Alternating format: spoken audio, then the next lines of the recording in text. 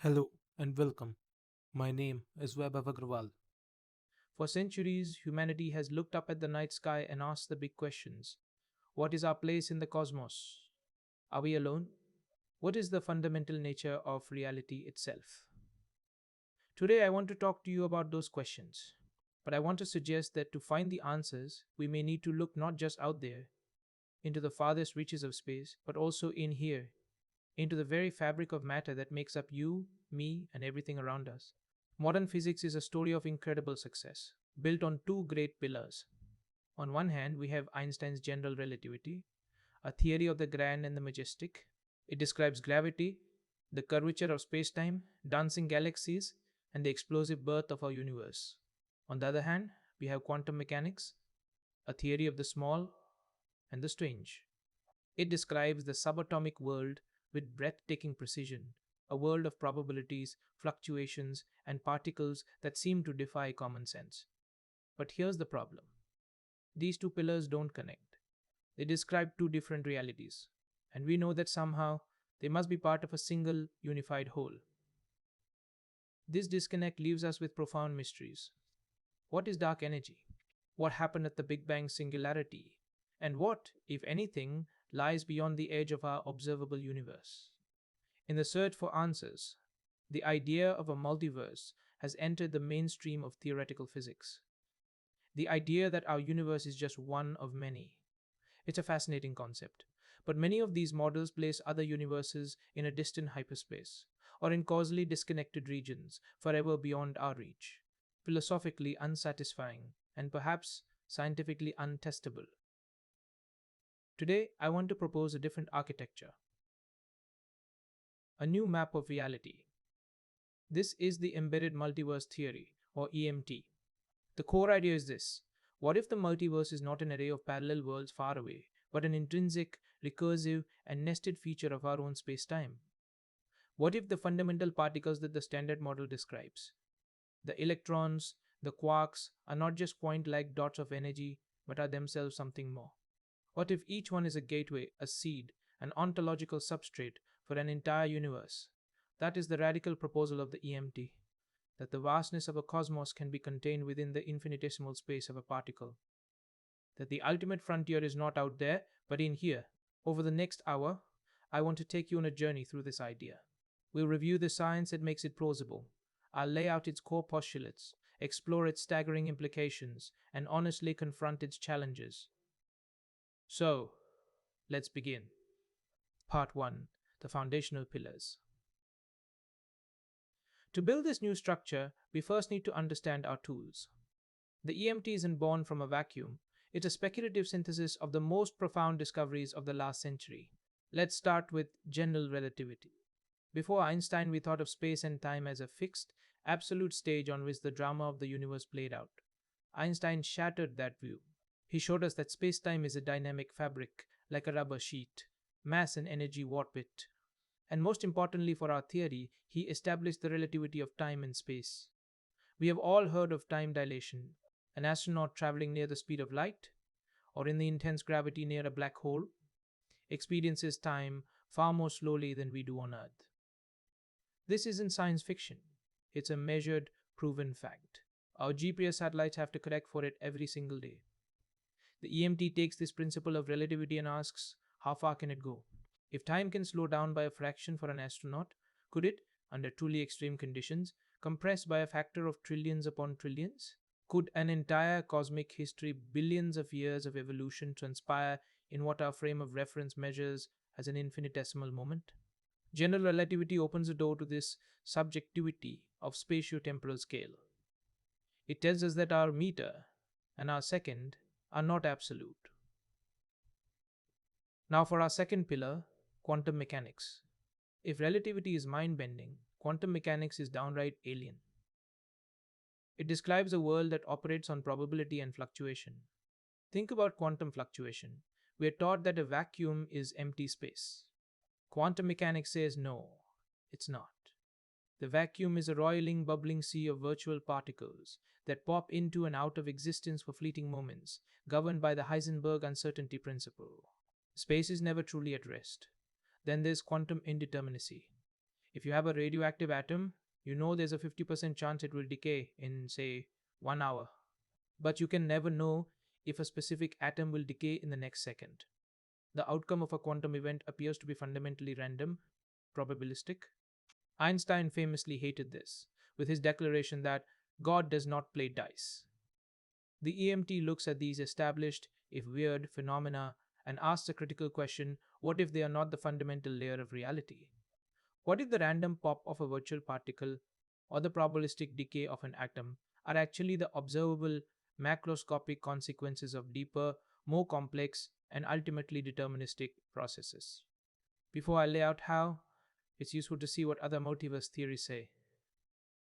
The many worlds interpretation suggests every quantum measurement splits the entire universe into parallel branches, a vast, ever growing tree of realities. String theory proposes a landscape of 10 to the 500 possible universes, each with different physical laws existing in extra dimensions. And cosmological natural selection, proposed by Lee Smolin, suggests new universes are born inside black holes, inheriting slightly mutated laws from their parent. EMT shares a spirit with these ideas, especially the universes birthing new ones, concept from Smolin, but it miniaturizes the mechanism from a colossal black hole down to a fundamental particle. It relocalizes the multiverse from out there to in here. So, with these tools, the malleability of space-time from relativity, and the strange phenomena of the quantum realm, we are now ready to construct the core postulates of the theory. Part 2. The core postulates of the EMT. The Embedded Multiverse Theory is defined by 4 foundational postulates. Let's go through them one by one. Postulate I, the principle of ontological scaling. Particles as cosmological substrates. This is the central pillar. It states that the fundamental unit of reality is not a point-like particle, but what I call an ontological substrate, a structure capable of containing a universe. What we measure in our laboratories as an electron or a quark is the integrated macroscopic effect of an entire cosmos existing within it. Think of it like this. Imagine you're looking at a distant city at night from a mountaintop. You see a single, steady point of light. But if you were to zoom in with a powerful telescope, you'd see that this single point is actually composed of millions of individual lights, street lamps, office windows, car headlights, all with their own complex activity. In the same way, the EMT proposes that a particle is our mountaintop view. The properties we measure, its mass, its charge, its spin, are not intrinsic properties of a tiny dot. They are reflections of the aggregate physical laws and the total energy content of the entire embedded universe. The particle is the aperture, the interface, through which that other reality expresses itself in ours. Postulate 2, the principle of spatiotemporal compression, relative cosmic timelines. This is where it gets truly mind-bending. How can a universe's history fit inside a particle's fleeting existence? The answer lies in an extreme form of the time dilation we discussed earlier. The spatiotemporal frame of reference of an embedded universe is drastically compressed and accelerated relative to ours. So compressed, in fact, that billions of years of cosmic evolution within that particle. Universe. From its own Big Bang analog, through star formation, galaxy evolution, and all the way to its final heat death, could correspond to what we measure as a Planck time, about 10 to the minus 43 seconds. Its entire observable universe, trillions of light years across from its perspective, would be contained within a volume we would measure as subatomic. It sounds impossible, but relativity teaches us that scale and time are not absolute, they are relative to the observer. For an observer inside that particle, universe, time would flow normally. They would look up at their night sky just as we do. But from our perspective, their entire cosmic story is a near instantaneous flash. Postulate 3. The principle of quantum macro expression. Universal life cycles as quantum events. This is where the theory connects to the real world, to what we can actually observe. This postulate states that the seemingly random, instantaneous events of the quantum world are, in fact, the observable signatures of the complete life cycles of these embedded universes. Let's take virtual particle pair production. That fizz in the vacuum of space. The EMT reframes this. When a particle antiparticle pair pops into existence from the vacuum, that isn't a random blip. That is the Big Bang of two new embedded universes. What about their subsequent annihilation? When the pair meets and disappears back into the vacuum, that is the heat death or big crunch of those universes. Their net energy returns to the parent cosmos, our universe, completing their life cycle. And a quantum jump? When an electron in an atom jumps from a lower to a higher energy state, the EMT suggests this isn't an instantaneous leap. It's a reflection of a significant cosmological event happening within the embedded universe. Perhaps the formation of a supermassive black hole, or a galactic phase transition, which changes its total aggregate energy, and thus the mass, or charge, property we observe. Suddenly, the weirdness of quantum mechanics has a why. It's the macroscopic echo of cosmic drama playing out on an impossibly small and fast scale. Postulate IV, the principle of recursive infinity, the universe as a particle. This final postulate closes the loop and reveals the true scale of the model. The relationship is recursive. Just as a particle in our universe may contain another, our own universe may be nothing more than a transient quantum fluctuation, a single particle, within a vastly larger and older parent cosmos. This isn't a simple hierarchy like Russian nesting dolls. It's a potentially infinite fractal chain, extending both downward into smaller and smaller scales and upward into larger and larger ones. The ancient philosophical idea of the microcosm and the macrocosm, as above, so below, finds a physical expression here. Our entire glorious sprawling cosmos could be, to some higher level observer, just a single particle that blinks into existence and vanishes. This is the core of the EMT. Particles are universes. Quantum events are their life cycles, and this structure repeats, potentially, forever. Part 3, Implications and Explanatory Power. So, we have this wild, speculative framework. What good is it? A theory is only useful if it can explain things that are currently mysterious. And the EMT, if true, offers novel perspectives on some of the deepest problems in physics. Let's start with quantum indeterminacy. Einstein's dice playing God. The EMT proposes a new kind of hidden variables interpretation. The apparent randomness of a quantum event is not fundamental. It is the result of the immensely complex, chaotic, but ultimately deterministic evolution of the embedded universe. Why can't we predict when a specific atom will decay? For the same reason, a meteorologist cannot predict the exact weather a year from now. It's a system of profound complexity whose initial conditions are completely inaccessible to us. The randomness is a function of our ignorance of the state of the universe inside. The dice are not random, we just can't see how they are being thrown. Next, consider the nature of fundamental particles. One of the great mysteries of the Standard Model is why every single electron in the universe has the exact same mass and the exact same charge. The EMT offers an elegant explanation. An electron isn't just any universe. It's the expression of a universe that has evolved to a very specific, stable equilibrium state. This state is defined by a particular set of aggregate physical properties that we measure as the electron's mass and charge. They are all the same because they represent a kind of cosmological convergence. Now, for one of the biggest mysteries of all, dark energy. We observe that the expansion of our universe is accelerating.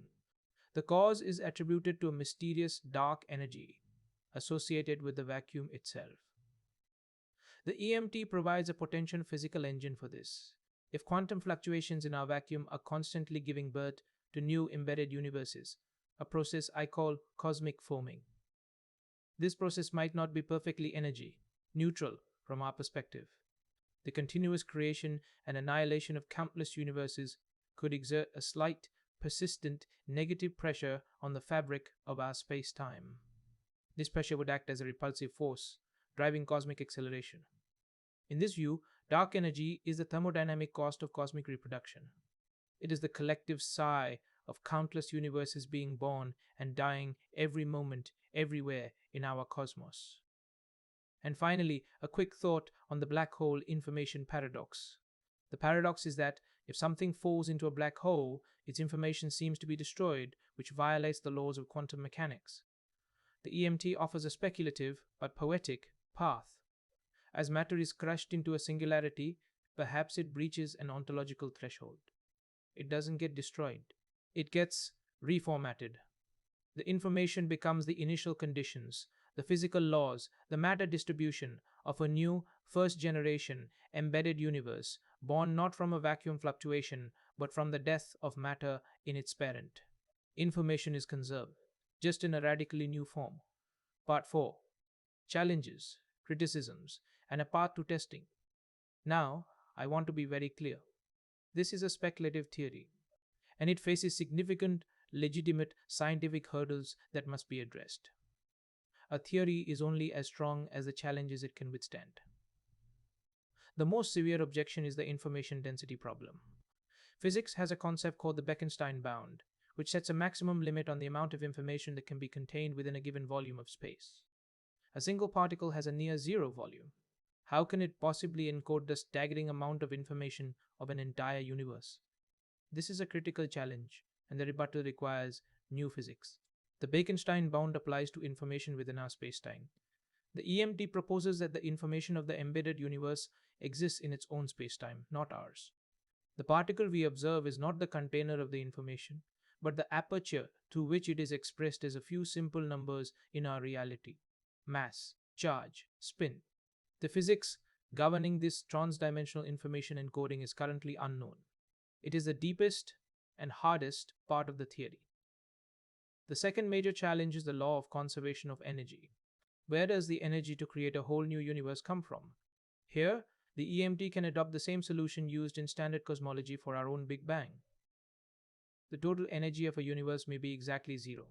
The positive energy of matter and radiation is perfectly balanced by the negative energy of the gravitational field. So, creating an embedded universe requires no net energy from the parent cosmos. It's a loan from the vacuum, which is fully repaid when that universe completes its life cycle and annihilates. But the ultimate question for any scientific theory is it falsifiable? Can it be tested? Direct observation of an embedded universe is likely impossible. But the EMT is not necessarily unfalsifiable. It could make subtle but testable predictions. For instance, gravitational anomalies. If particles are loci of entire universes, their gravitational influence might differ ever so slightly from that of a true mathematical point particle, especially under extreme conditions, like near a magnetar or in the debris of high energy collisions at the LHC. Vacuum energy signatures. If dark energy is the product of this cosmic foaming, it might not be perfectly smooth. Precision measurements of the cosmic microwave background might one day reveal subtle fluctuations consistent with this process. And perhaps most promisingly, decay rate deviations. The decay rates of unstable particles are predicted with incredible accuracy by the Standard Model. But if that particle is a universe, its internal state, its cosmic weather might cause minute, unexplained deviations in its lifespan. Searching for such deviations could be an avenue for testing. These are long shots, but they provide a path from pure philosophy to potential physics. Conclusion: the frontier within. So, where does this leave us? The embedded multiverse theory paints a picture of a recursively infinite fractal cosmos. It offers a unified narrative for quantum indeterminacy, the nature of particles, and potentially dark energy. It represents the ultimate extension of the Copernican principle. First, we learned our Earth was not the center. Then our Sun. Then our galaxy. The EMT takes the final step. Our very scale of existence is not privileged. There are entire realms of existence, both infinitesimally smaller and infinitely larger than our own. In this view, our most powerful microscopes and particle accelerators are not just probing smaller parts of our world. They are, in a sense, a new kind of telescope. They are looking out at the night sky of a lower level reality, observing the integrated light of entire cosmoses in the form of particles. The theory I have laid out today is speculative, it is challenging, and it pushes the boundaries of what we think we know. It faces formidable hurdles, particularly regarding information and energy. But its potential to unify disparate physical phenomena under a single, coherent, and I believe, elegant narrative makes it a worthy subject of further thought.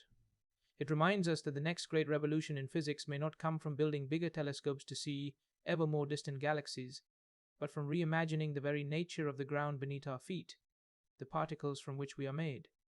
It stands as a testament to the power of creative inquiry, urging us to keep asking those big questions. And it leaves us with one final, profound thought. What if the ultimate frontier is not out there, but in here? Thank you.